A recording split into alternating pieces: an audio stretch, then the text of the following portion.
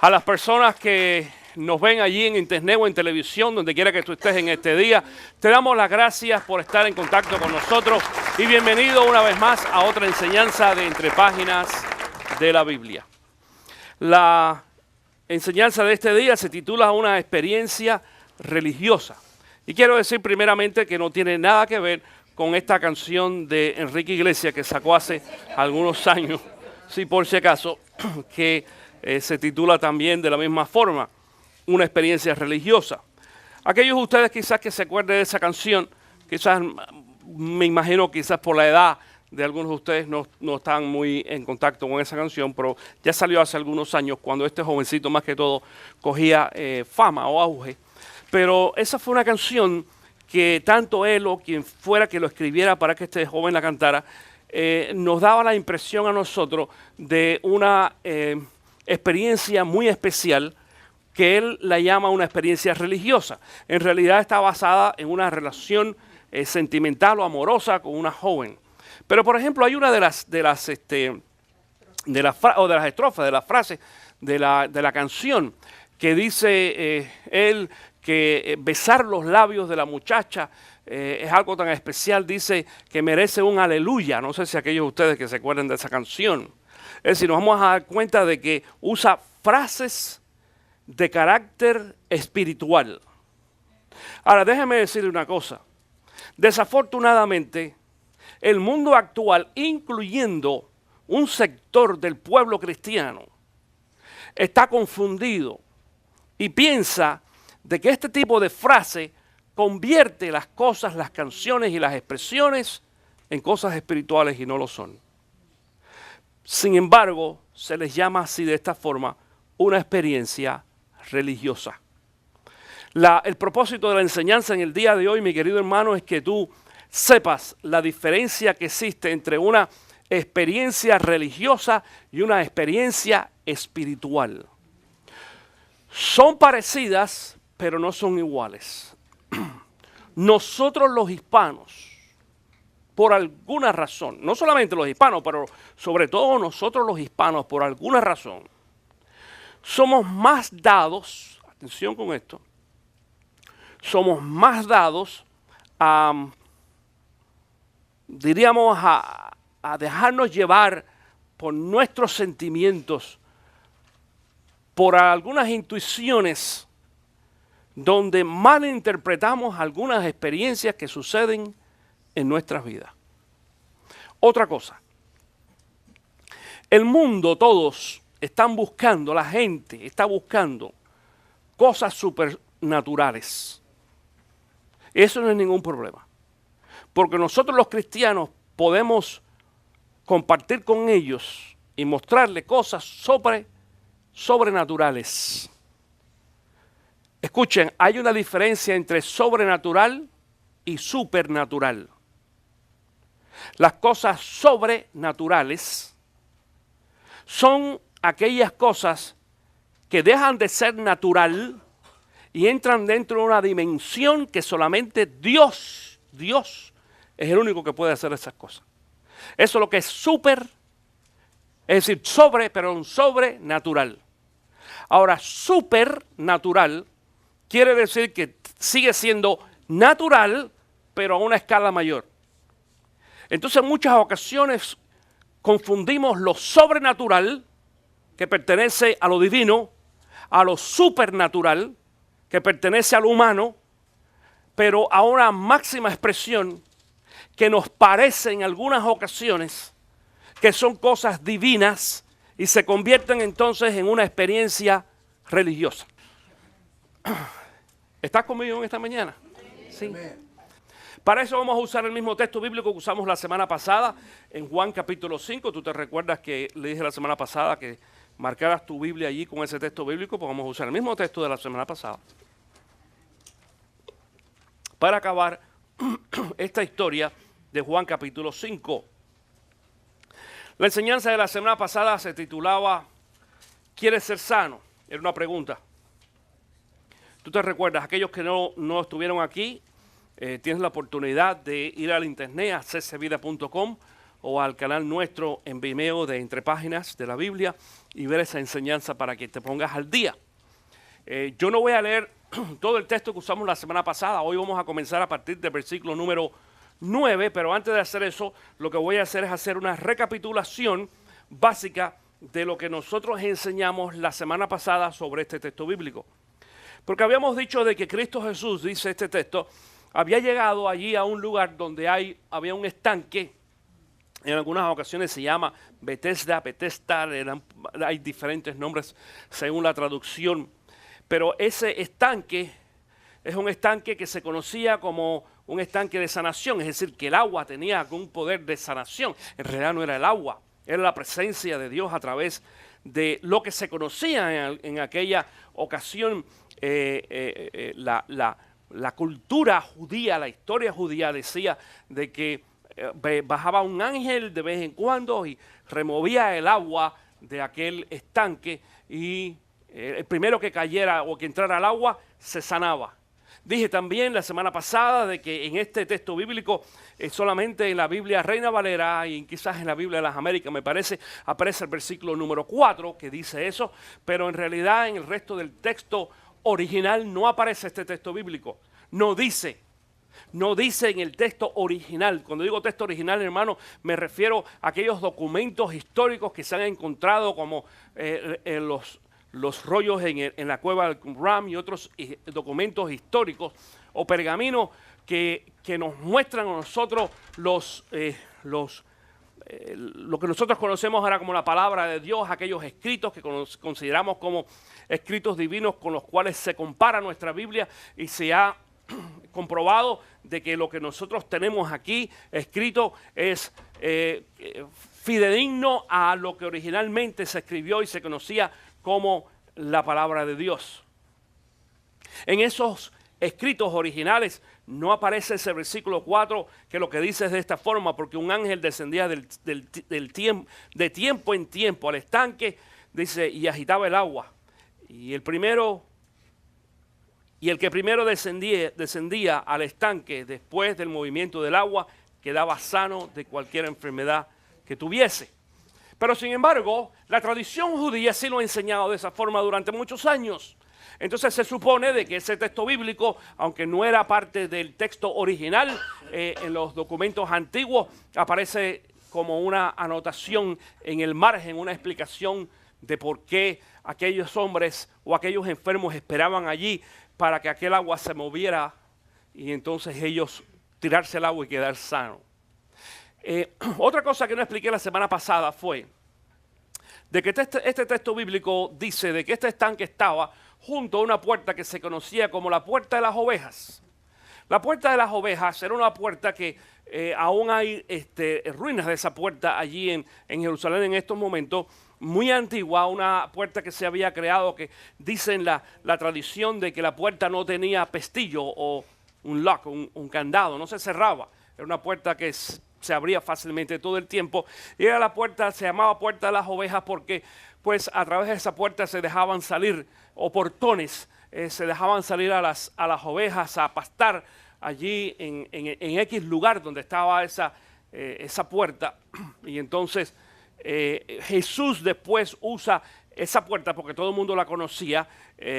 Acuérdate, aquellos de nosotros quizás que en alguna ocasión hemos vivido en alguna ciudad o algún pueblo, por ejemplo, como sabemos de que hay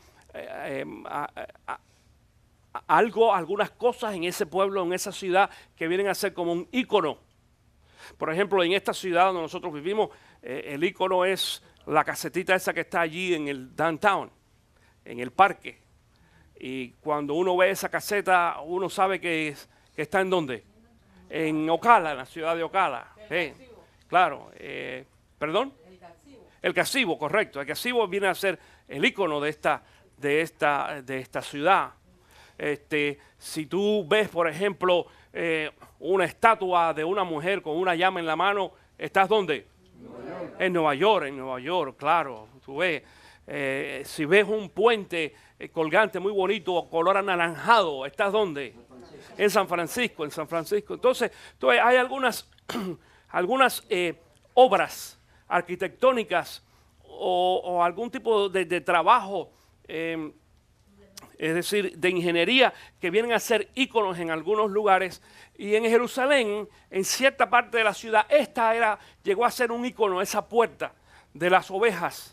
Todo el mundo sabía dónde estaba la puerta de las ovejas. Y como todo el mundo lo sabía, y era práctico porque aquellos que se dedicaban a la crianza de las ovejas, las usaban para que sus ovejas pasaran por ahí y fueran a pastar a cierto lugar. Jesús es el que usa esa referencia en una ocasión cuando dice que las ovejas pasan por la puerta, ¿te acuerdas? Y dicen, yo soy la puerta. Dice él. Dice, y el que por mí entrare, será salvo. Correcto. Entonces nos damos cuenta, digo esto en esta mañana porque en muchas ocasiones no sabemos por qué es que Jesús dice ciertas frases. ¿De qué puerta hablaba? Bueno, porque todo el mundo sabía de que para las ovejas llegar a esa puerta, ellas sabían ya en ese momento que después de esa puerta que había pasto, había alimento. Las ovejas estaban ya acostumbradas a pasar a través de aquella puerta. No había que empujarlas, ellas sabían, solas entraban por ahí. Hago esta mención esta mañana más o menos para que tengas una idea, históricamente y bíblicamente hablando, de dónde estamos. Pero dice la Biblia entonces de que Jesús llegó allí a ese lugar y habían varios enfermos, muchos enfermos, pero entre ellos había uno específicamente al cual él decidió sanar y él le pregunta, ¿quieres ser sano? Tú te recuerdas de la semana pasada. Y entonces aquel hombre discutimos y no vamos a caer en la misma enseñanza hoy. Mira la enseñanza a través del internet para que veas por sus respuestas. Pero dice la palabra de que Jesús le dice a ese hombre, levántate, recoge tu camilla y anda. Y vamos a comenzar a leer entonces hoy en el versículo número 9. El versículo número 9, esto es lo que dice. Al instante aquel hombre quedó sano. Así que tomó su camilla y echó a andar. Pero ese día era sábado. Di conmigo, era sábado. Era sábado. Por eso los judíos le dijeron al que había sido sanado, hoy es sábado, no te está permitido cargar tu camilla. El que me sanó me dijo, recoge tu camilla y anda, le respondió. ¿Quién es ese hombre que te dijo, recoge y anda? Le interpelaron. El que había sido sanado no tenía idea de quién era, porque Jesús se había escabullido entre la mucha gente en aquel lugar. Y hasta ahí vamos a leer en esta mañana. Ahorita vamos a ver los siguientes versículos. Pastor, ¿qué tiene que ver todo esto con una experiencia religiosa? Bueno, porque esa frase en esta mañana que acabamos de repetir, que dice que ese día era sábado, pero ese día era sábado, determina una experiencia religiosa. Para muchos de nosotros eso no nos quiere decir mucho. Porque nosotros estamos acostumbrados al sábado, generalmente, socialmente hablando, nosotros usamos el sábado para actividades sociales, ¿sí o no? Cuando tú haces la fiesta, ¿qué día usas generalmente? El sábado. Cuando vas al cine, ¿cuándo vas generalmente? Cuando haces el barbecue. Cuando vas al parque, la gente lo hace los sábados. La mayoría del tiempo lo hacemos los sábados. Algunos lo hacen otro día, lo puedes hacer cualquier otro día, pero la mayoría de la gente lo hace los sábados. Es decir, el sábado se considera como el día social. El día para pasarla bien. Pero para los judíos no. De acuerdo a la ley judía, el sábado, el Shabbat en hebreo, era el día para Dios. Se conocía como el día de descanso o de reposo. Es lo que nosotros usamos ahora como el domingo. Yo le enseño a los creyentes, hermanos creyentes, dedica el domingo para el Señor. Si es lo que puedes hacer lo posible, dedícalo para el Señor. Hay otras actividades que podemos hacer, pero ve a la iglesia, comparte con Dios. Ve, busca la presencia de Dios el domingo. No quiere decir que sea solamente el domingo, lo podemos hacer otros días. De hecho, buscamos la presencia de Dios en nuestra vida personal y privada todos los días, a través de la lectura, de la palabra, de la oración, de la adoración. Pero el domingo es un día especial porque la iglesia se reúne como cuerpo de Cristo Jesús, como el pueblo de Dios, para alabar el nombre de Cristo Jesús. Eso es lo que estamos haciendo en esta mañana. ¿Y por qué nosotros lo hacemos, pastor? ¿Por qué lo hacemos los domingos y no los sábados? Porque la iglesia cristiana se ha conocido a través de la historia que por años se reúne los domingos. La razón es porque Cristo Jesús resucitó un domingo, no un sábado. Resucitó un domingo. Y porque la Biblia está llena de textos bíblicos que nos dicen a nosotros de que la iglesia primitiva cristiana se reunía los domingos y no los sábados. Los sábados, y déjame explicarte algo, los cristianos judíos del primer siglo, el sábado se reunían en la sinagoga, o en el templo, porque ellos eran judíos. Y el domingo se reunían en la iglesia. Y tú vas a preguntarte o decir, pero eso no es contraproducente. No, no lo es. ¿Por qué no lo es? Te voy a explicar. Porque el hecho de que algunos, es decir, la enseñanza judía original y la enseñanza cristiana no se contraponen porque se adoran al mismo Dios. Lo que pasa es que dentro de la enseñanza judía, tanto como dentro de la enseñanza cristiana, hay personas que han mezclado la religión con la espiritualidad. Mi querido hermano, el problema de los judíos no es la ley de Moisés. Nosotros podemos seguir la ley de Moisés y no tener ningún problema. El problema de los judíos fue de que ellos no recibieron o creyeron en Cristo Jesús como su Salvador. Ese es el problema que ellos tuvieron y que siguen teniendo todavía. Que ellos no han creído en Cristo como su Salvador personal. En esta ocasión tenemos entonces a este hombre que se había criado, vamos a poner de esa forma, se había criado dentro de la costumbre judía, hebrea, separando el sábado, donde el sábado no se podía hacer absolutamente nada. El sábado, o el día de reposo para los judíos, en realidad comenzaba el viernes en la noche, cuando el sol caía. De hecho, la celebración comenzaba 2 horas antes de que el sol cayera.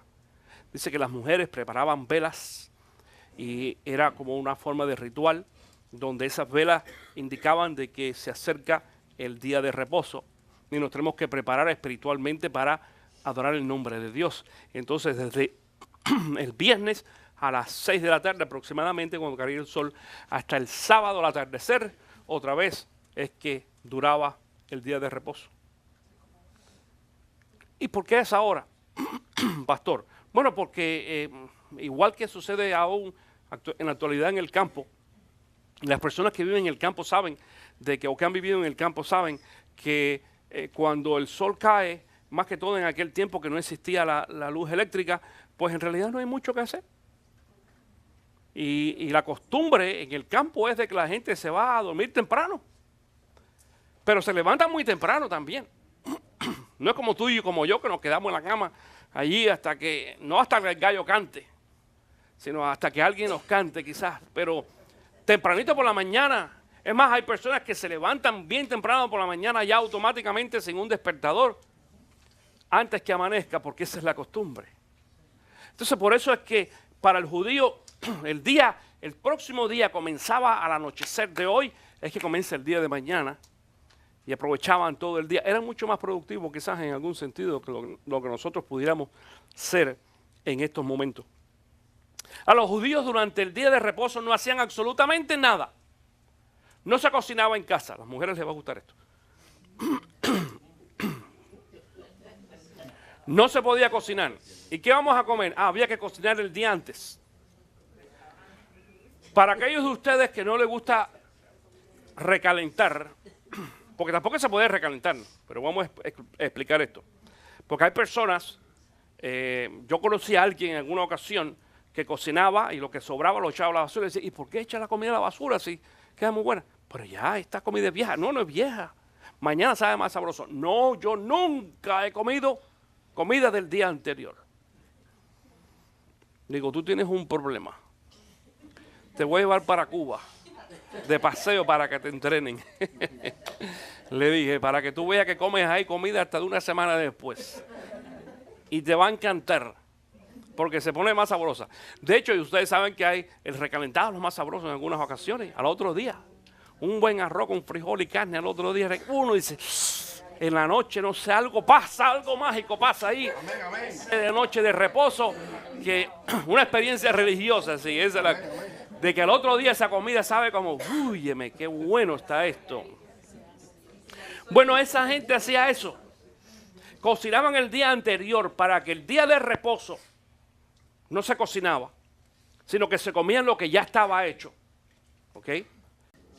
Y entonces el resto de las cosas que ellos hacían en casa, es decir, que normalmente hacían el sábado, no las podían hacer. Es decir, que el sábado no se podía limpiar, no se podía hacer nada.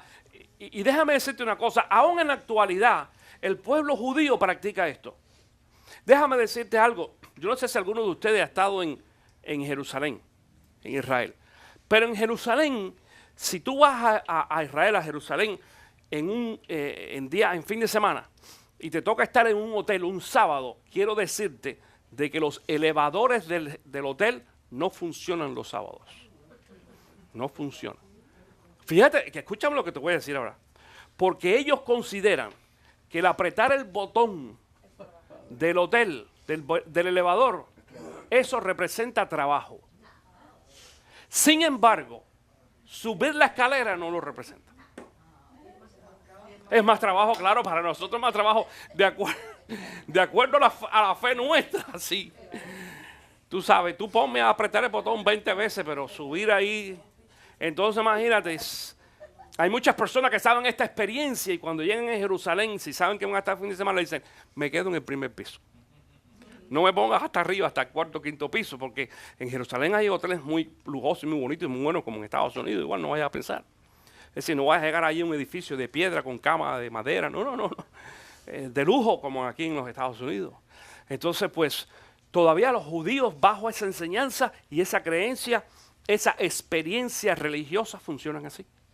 ¿Te das cuenta de que nos damos cuenta, mi querido hermano, que en realidad el poder observar este día, que es el día de descanso, el día para el Señor, es cierto, la ley, escucha esto, la ley de Moisés ponía ciertos parámetros, pero el judío, el creyente en Jehová judío, de aquel tiempo, extendió esa práctica o esa creencia a ciertas condiciones que se hacen entonces religiosas. Pero tú y yo que somos cristianos, en estos momentos hacemos exactamente lo mismo en muchas ocasiones. Porque hay veces que nosotros confundimos lo que es una experiencia religiosa con una experiencia espiritual. Y te quiero dar en esta mañana la diferencia entre las dos. Una experiencia espiritual es la que está basada en la enseñanza bíblica. Esa es la experiencia espiritual. Porque el modelo nuestro para todas nuestras experiencias es esto. Este libro, aquí está escrito. Pero la experiencia religiosa es aquella que está basada en la opinión de los hombres acerca de la enseñanza bíblica. Ya no en la enseñanza, sino que en lo que yo creo o en mi interpretación sobre la enseñanza bíblica. Y ahí es donde encontramos nosotros el problema. Te voy a poner un ejemplo. Por ejemplo, mira, la experiencia espiritual me dice a mí que Jesús pagó por mis pecados y me liberó eternamente. ¿Amén? Amén. ¿Sí o no? ¿Quién lo cree así? Amén. Tú lo crees. La mayoría de la gente lo cree. Pero la experiencia religiosa me dice de que Jesucristo me perdonó a mí todos mis pecados, pero los tuyos no. Porque tú tienes un pecado que es muy grande.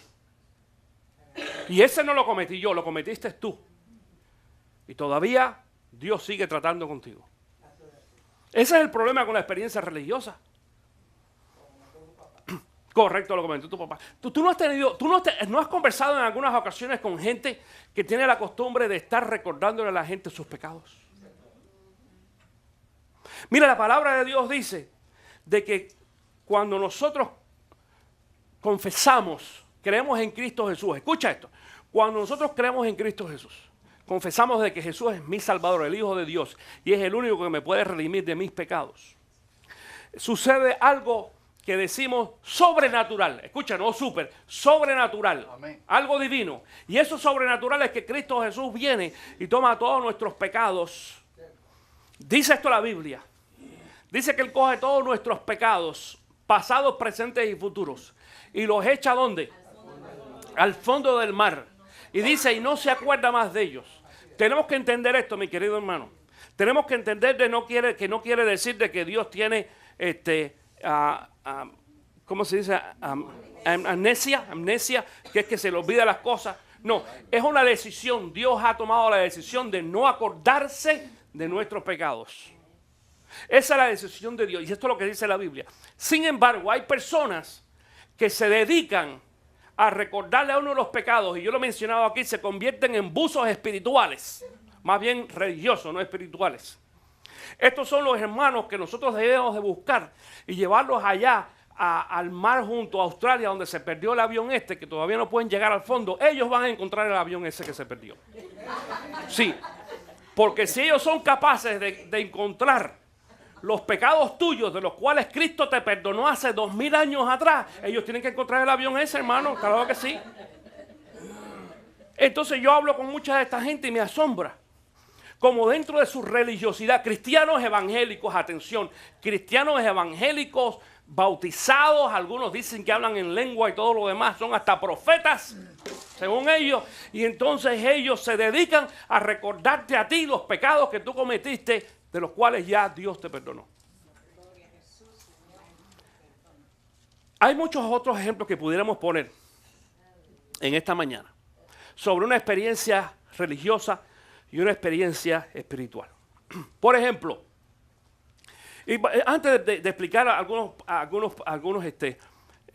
ejemplos de experiencias así, quiero decir lo siguiente, porque en este texto bíblico que nosotros leímos ahora en esta mañana, dice de que cuando este hombre fue sano, había gente allí que eran judías, que conocían la ley, y decían, hey, pero espérate, ¿cómo que te sanaste? Si hoy es sábado, ¿tú no te puedes sanar hasta mañana? A mí me llama mucho la atención que Jesús tenía la tendencia de sanar a los enfermos en sábado. Este no es el primero. Este es uno entre tantos. Tú sabes. ¿Será porque, yo pienso como cubano, será porque a Jesús le gustaba fastidiar? No sé. A los judíos. A algunos de ustedes les gusta fastidiar también, yo sé, no me diga, pero a Jesús parece que le gustaba fastidiar a los judíos. Tú sabes, y él era judío también. Pero dice, vamos a darle un poquito de la crema de ellos. ¡Pum! Y el tipo llegaba, pan, y sanaba a los enfermos en un sábado. Y ellos se ponían bravos.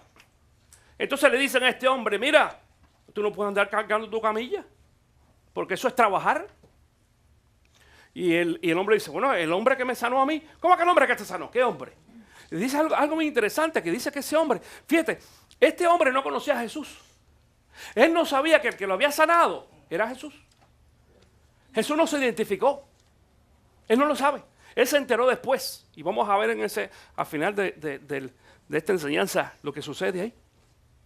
Pero dice que Jesucristo es quien nos sana, lo levanta y le pregunta, ¿quién es ese hombre? Yo no sé quién es. Deja ver quién es. Y cuando empezó a mirar, dice que Jesús se escabulló entre la gente.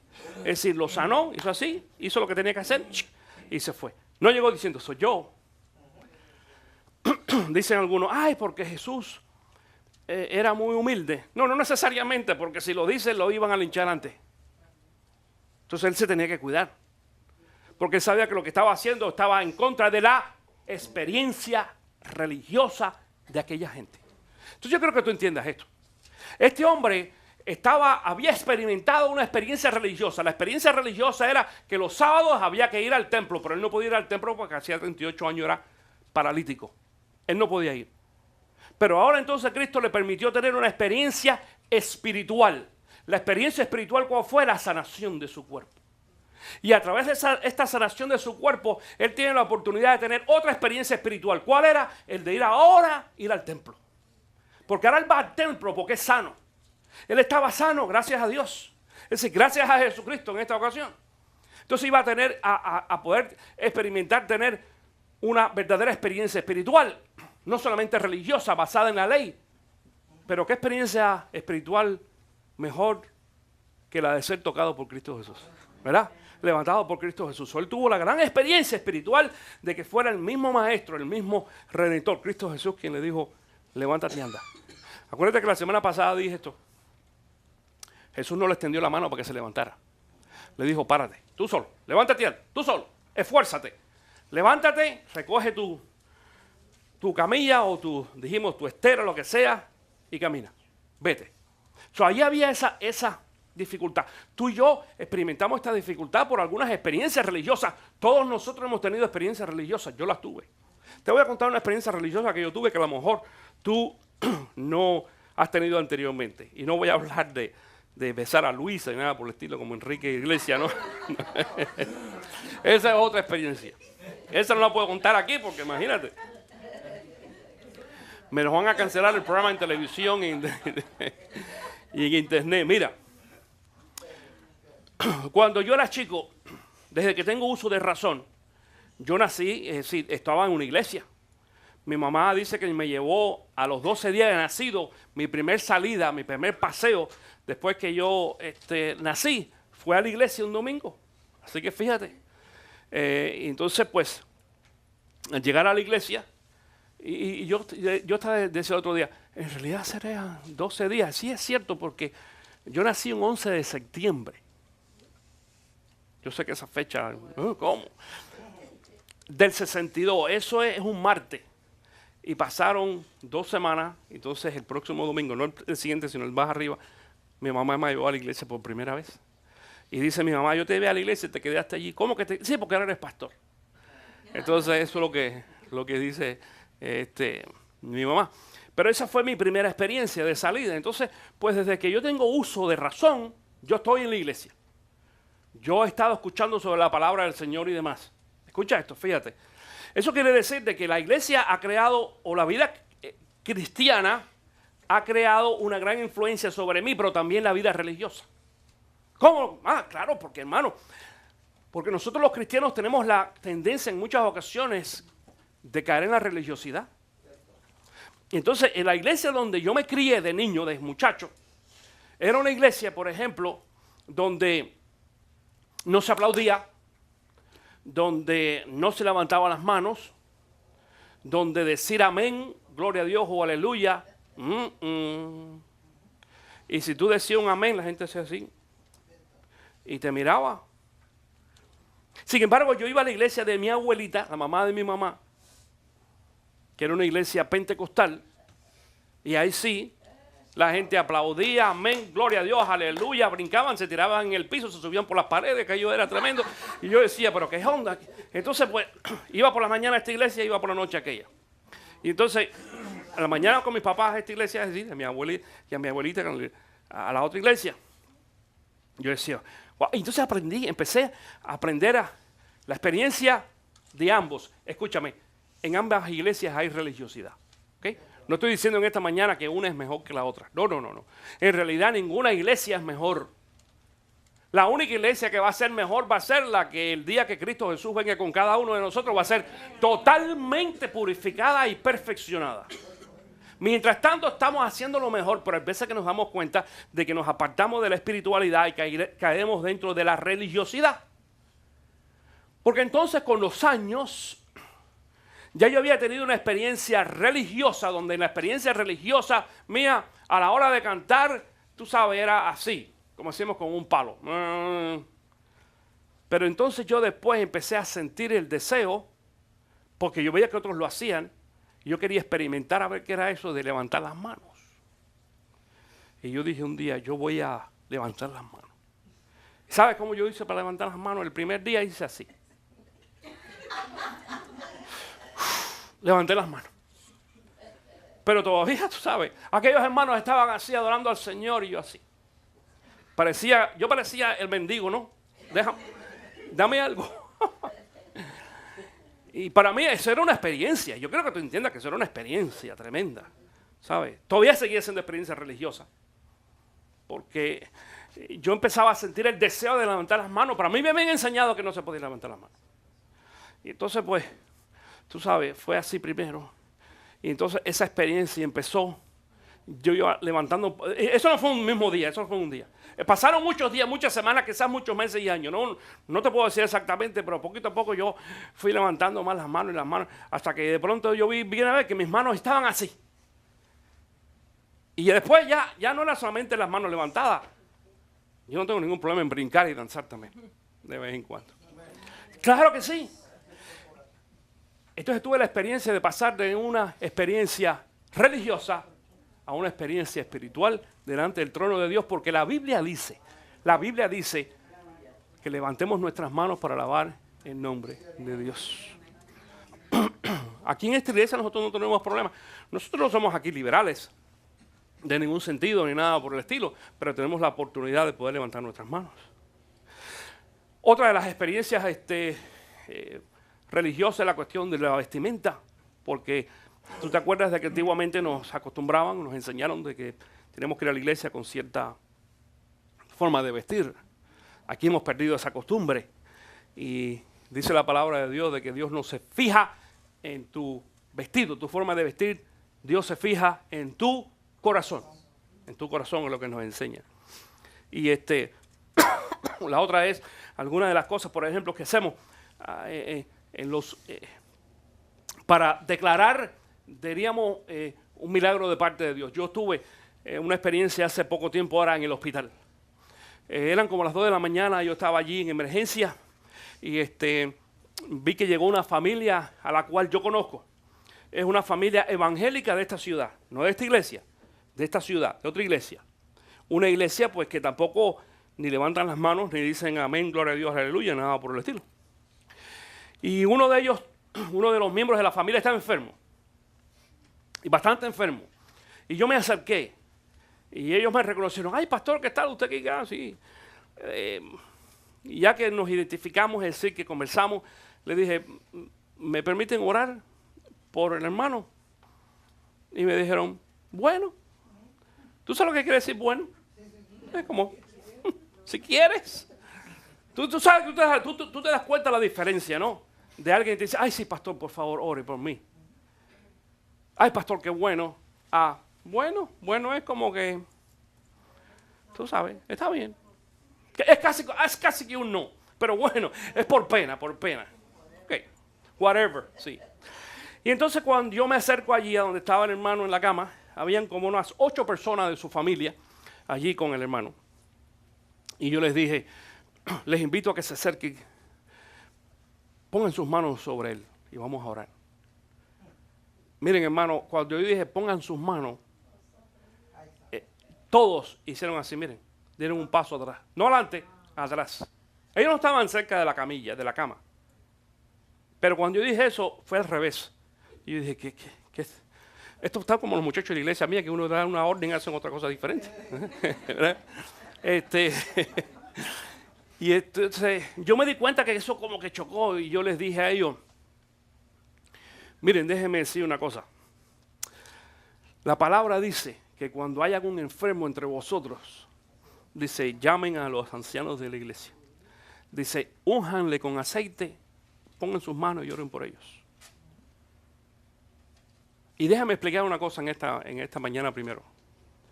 No, esto no lo dije, no se lo expliqué yo, pero se lo digo a ustedes. Cuando la Biblia dice úngelo con aceite, no quiere decir de que el aceite tenga ningún poder mágico. El aceite en aquel tiempo se utilizaba, ¿sabes cómo qué?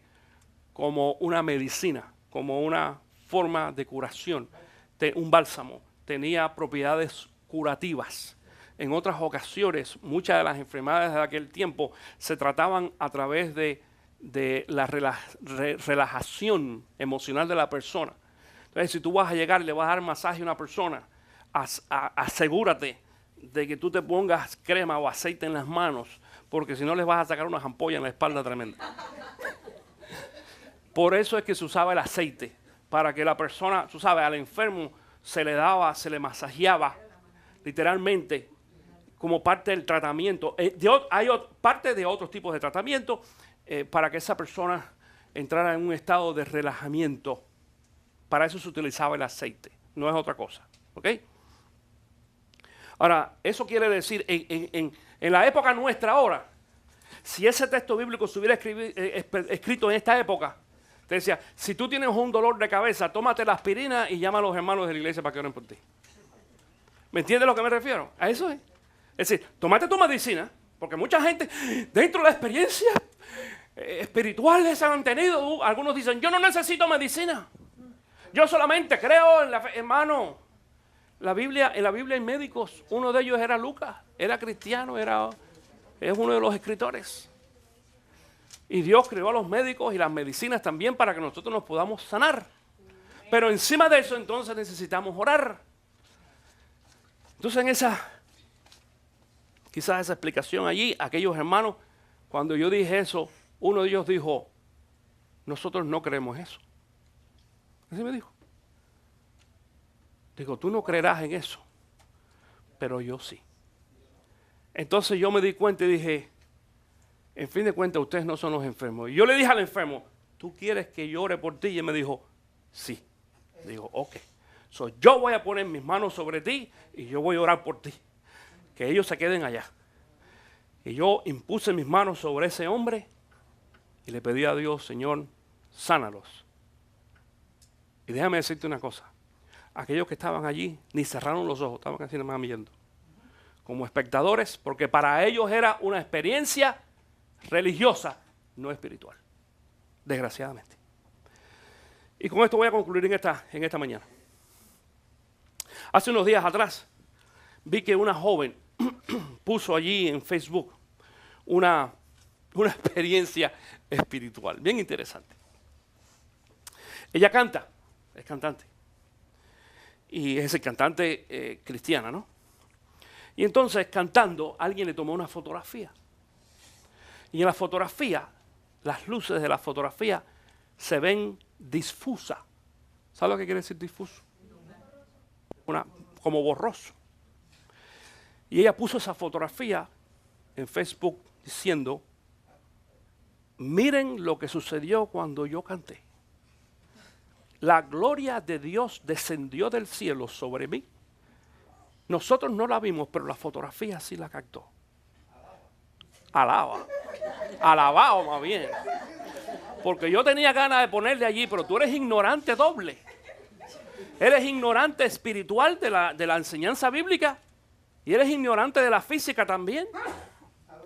Porque aquellos de nosotros que conocemos y sabemos cómo se mueve esta cuestión de las cámaras de video, de fotografía, y no tienes que ser tampoco experto en fotografía, cuando fuiste a la escuela en física te lo enseñaron, esta cuestión de la difusión de la luz, porque los lentes de las cámaras no son planos así, son redondos en la parte, y algunos de ustedes dicen, ay, pero el mío no, el tuyo también es redondo, lo que pasa es que el ángulo de algunos es mucho más, se destaca más que otros, pero los lentes son redondos, como los ojos nuestros también son redondos. Tú no tienes ojos cuadrados, mi hermano, son redondos.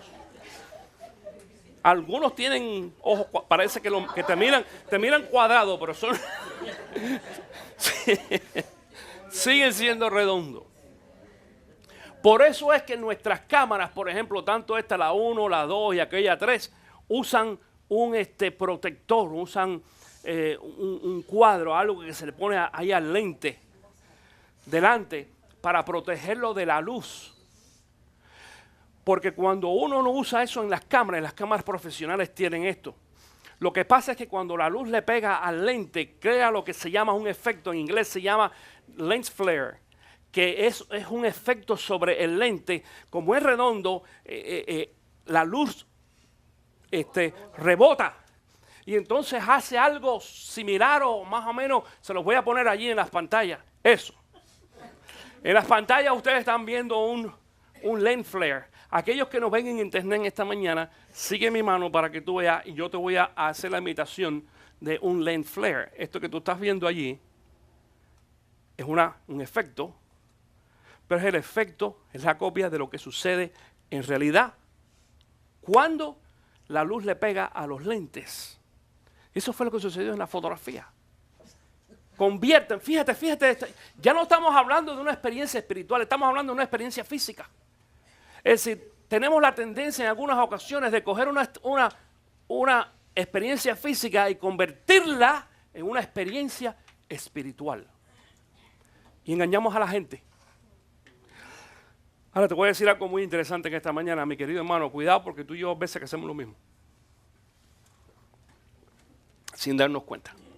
Mira, en nuestra vida pasan muchas cosas a nuestro alrededor que nosotros tratamos de darle un significado espiritual y no tienen ningún significado espiritual.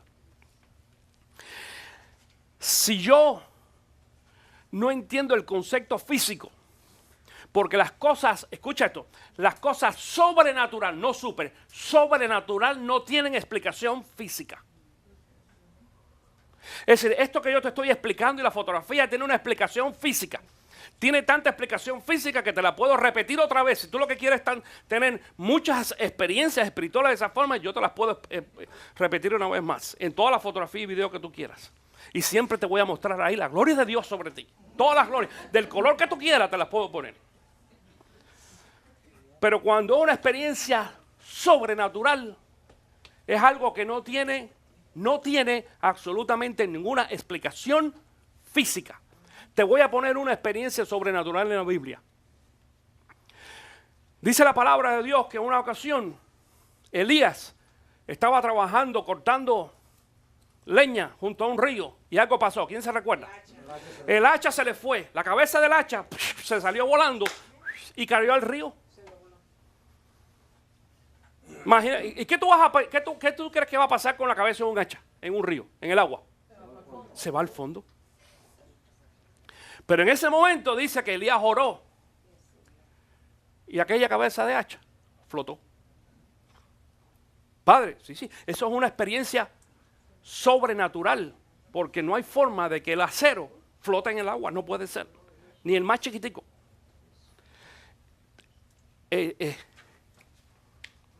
¿Me hago explicar en esta mañana? Amén. Te voy a explicar otra experiencia sobrenatural, por ejemplo. Sobrenatural. Pero basado en algo natural. Mira, la escuché esta semana. Escuché a un pastor comentando esa experiencia que pasó supuestamente de una familia aquí en Orlando. Una mujer que su esposo no era creyente, no era cristiano por años. Pero ella se pasó años orando por su esposo. Escúchame, años orando por su esposo. Y el esposo no recibía a Cristo. El esposo fue un viaje de negocio.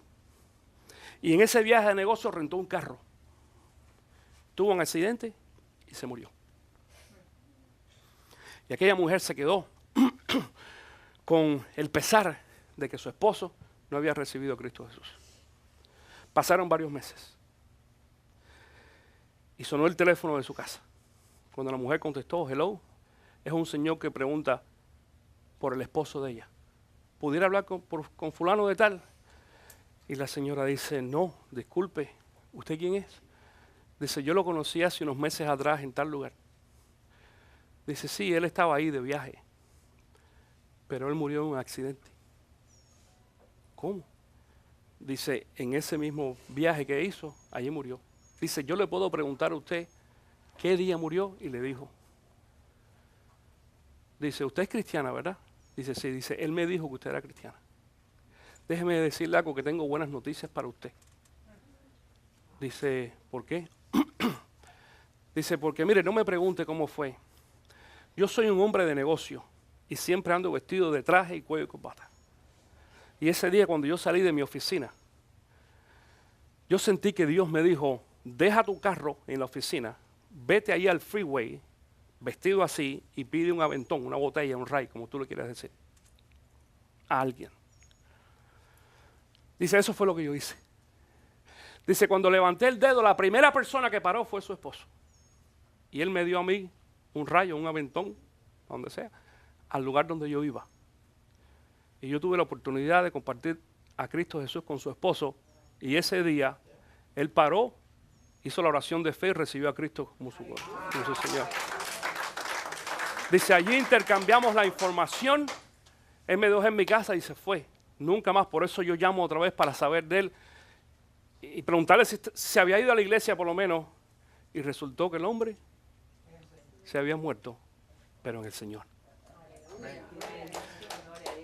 Y dice aquella mujer que después de varias semanas o meses de sufrimiento, de extrañar a un esposo que no había recibido a Cristo Jesús, dice, ahora puedo descansar porque en mis años de oración, escucha esto, esos años de oración estaban basados en una experiencia natural, porque es natural que tú y yo oremos. Pero cuando tú y yo nos basamos en esa experiencia natural, Dios actúa en lo sobrenatural y hace cosas a nuestro alrededor que nosotros no tenemos ni idea de lo que Dios puede hacer. Y dice esta historia bíblica de que después, unos días después, Jesús se encuentra a este hombre en el templo y le dice al hombre, esto es lo que dice el versículo número 14. Después de eso, Jesús lo encontró en el templo y le dijo, mira, ya has quedado sano. No vuelvas a pecar, no sea que te ocurra algo peor. Y yo te quiero decir en este día, esto no se lo dijo porque estaba enfermo, porque había pecado, ni tiene que ver, y lo expliqué la semana pasada, que nuestras enfermedades todas tengan que ver con un pecado. Esto tiene que ver porque este hombre había tenido la oportunidad de tener una experiencia espiritual. Y Jesús le está diciendo, no pierdas la oportunidad y caigas otra vez en la experiencia religiosa, mantente en la experiencia espiritual. De la misma forma que cuando dice que aquella mujer que encontraron en la calle y lo trajeron delante de los pies de Cristo Jesús, ¿te acuerdas que los judíos los dicen? La encontramos en el acto, fornicando. El final de ese texto bíblico dice que Jesús le dice, vete y no peques más. Eso mismo lo dijo este hombre. Vete, no vuelvas a pecar. Y es lo mismo que Dios nos dice a nosotros, mi querido hermano, ten cuidado, atención, de qué es lo que tú haces con tu vida y tus actos después que tú experimentas una experiencia espiritual, no religiosa, espiritual. Aunque esta historia no nos deja muy contentos nosotros. ¿Por qué? Porque dice el versículo 15, el hombre se fue e informó a los judíos que Jesús era quien lo había sanado. Y yo pienso personalmente que eso fue una mala noticia. Porque esa fue una de las noticias que determinaron y hicieron a los judíos que cogieran a Cristo Jesús y lo llevaran a la cruz del Calvario, mi querido hermano. Y yo pienso también que a lo mejor este hombre, si se hubiera dado cuenta de que lo que él estaba experimentando era una experiencia espiritual, hubiera podido pensar quizás, si yo les digo a los judíos que este fue el hombre que me sanó, lo van a castigar, lo van a reprender por hacerme un bien. Y hay veces que muchos de nosotros, después de haber tenido una experiencia espiritual, caemos otra vez en la experiencia religiosa. Ten cuidado de que tus experiencias por ahí, tú las conviertas en experiencias religiosas. Mira, mi querido hermano, si nosotros decimos que las experiencias que nosotros hemos tenido las podemos convertir en experiencias religiosas y tienen significado religioso delante de Dios, no le podemos decir, atención con esto, no le podemos decir a un católico que las imágenes no lloran. No le podemos decir a un católico que las imágenes no se aparecen en un pedazo de madera o de piedra o en un pan con mantequilla. Digo un pan con mantequilla porque algunos de ustedes se recuerdan que hace un tiempo atrás una mujer le puso mantequilla al pan y lo puso en una tostadora y cuando lo sacó salió lo que parece ser la imagen de Cristo Jesús. Dijo, mira la imagen de Cristo Jesús. Se me apareció Cristo en el pan con mantequilla. Y los vecinos empezaron a venir a adorar aquello. Y la mujer vio que la gente venía tanto que empezó a cobrarle para que vean a la imagen. Y después de eso vendió la imagen del pan con mantequilla en el internet como por $50,000. Porque mucha gente que lo hace así. Si yo acepto que mis experiencias personales, atención con esto, son experiencias supuestamente religiosas, entonces las experiencias de los católicos también lo son. Y no lo son. ¿Saben por qué? Porque la experiencia nuestra está aquí. La experiencia nuestra, espiritual, tiene que ver con el modelo que está en este libro. Fue prescrito por eso mismo. Pastor, ¿y por qué pasaban las cosas antes de la forma que lo veíamos en la Biblia? Porque no existía nada escrito para poder compartir con las demás personas. Pero la experiencia más grande que cualquiera de nosotros pudiéramos tener es el hecho de que Cristo Jesús ponga sus manos sobre nosotros, no para sanación, para salvación de nuestra alma. Y la mayoría de nosotros hemos sido salvos. Dale un aplauso al Señor en esta mañana, así no me da este hombre aplaudiendo solo.